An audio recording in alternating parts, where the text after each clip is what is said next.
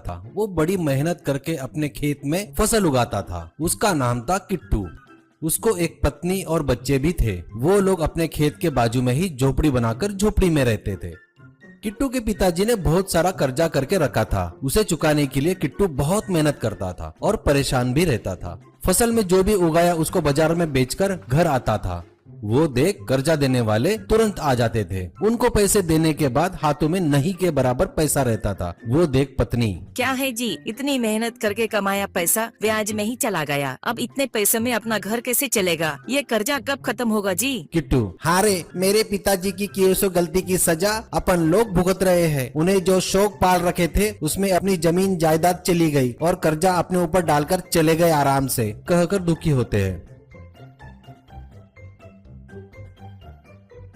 एक दिन कर्जा देने वाला एक आदमी को लेकर किट्टू के पास आता है और उनसे कहता है, बेटा किट्टू, तुम हमारा कर्जा चुका नहीं सकते, ये हमें समझ में आ गया। इसलिए तुम्हारे पिताजी ने तुम्हारे घर के पेपर मेरे पास गिरवी रखे थे ना, मैं वही ले लेता हूँ। इसके बदले में मैंने तुम्हें जो पैसे दिए थे, इससे तुम्हारा कर्जा चुकता हो गया। दूसरा आदमी, तुम्हारे पिताजी ने तुम्हारे खेत के पेपर मेरे पास रखे थे, वो भी मैंने इसे दे दिया है। अब तुम्हें मुझे पैसे देने की जरूरत नहीं है। किट्टू, ये क्या बोल रहे हो जी आप लोग? ब्याज तो देता ही आ रहा हूँ ना मैं, फिर बेचना क्यों? मैं इसके लिए तैयार नहीं हूँ। ये सुन आया हुआ व्यक्ति, बेटा तुम बेमतलब ही चिल्ला रहे हो, अब कोई फायदा नहीं। अब तुम तुरंत घर और अपना खेत छोड़कर चले जाओ, नहीं तो मेरे आदमियों से खाली करवाता हूँ। तू मुझे नहीं जानता शायद, प्यार से बता रहा हूँ, सुन ले, ऐसा कहता है।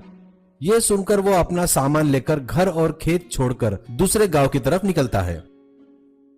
बीच में जंगल पड़ता है, वहाँ उन्हें अंधेरा हो जाता है। वहाँ कुछ फल तोड़कर खाकर भूख मिटाते हैं और वहीं पर सो जाते हैं। वहाँ ठंड बहुत ज्यादा होने की वजह से सभी कांपने लगते हैं।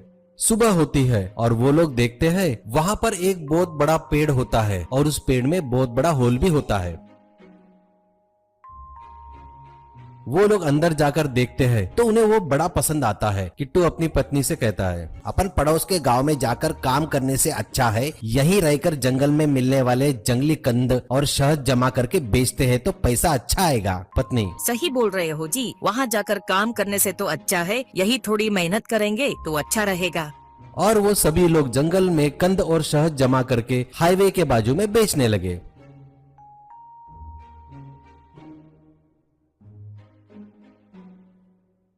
उस पेड़ घर में रहकर बाहर खाना बना के खाते थे और पेड़ के अंदर जाकर सोने लगे। एक दिन किट्टू एक पेड़ पर चढ़ता है किसी कंद के लिए। उसे पेड़ के नीचे कुछ बात करने की आवाजें सुनाई देती है।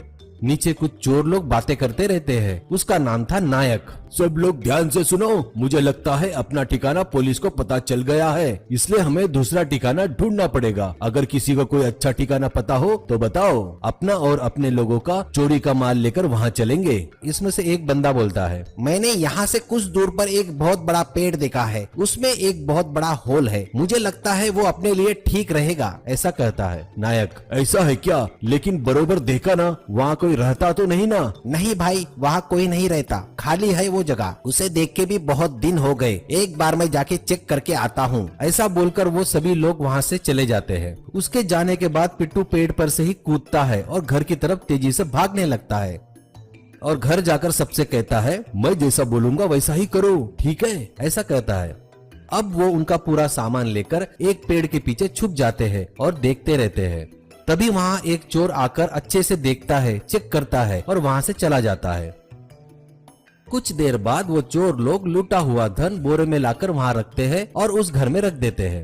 ये सब किट्टू और पूरे लोग चुपके से देख रहे थे। सामान रखकर चोर वहाँ से चले गए। किट्टू चलो कहते ही सभी लोग उसके साथ वहाँ पर आते हैं। अंदर जाकर देखते हैं तो बहुत सारे बोरे रखे हुए थे। किट्टू खोलकर देखता है तो उसे बहुत सारा पैसा और गहने मिलते हैं। फिर किट्टू के इशारे पर सभी लोग मिलकर एक एक बोरा उठाकर वहाँ से चले जाते हैं। फिर चोर लोग वहाँ आते हैं पर उनके बोरे कम हो गए, उनको ध्यान में नहीं आता। अब किट्टू उन पैसों से बड़ा बंगला, कार सब खरीदता है और ठाठ से जीता है।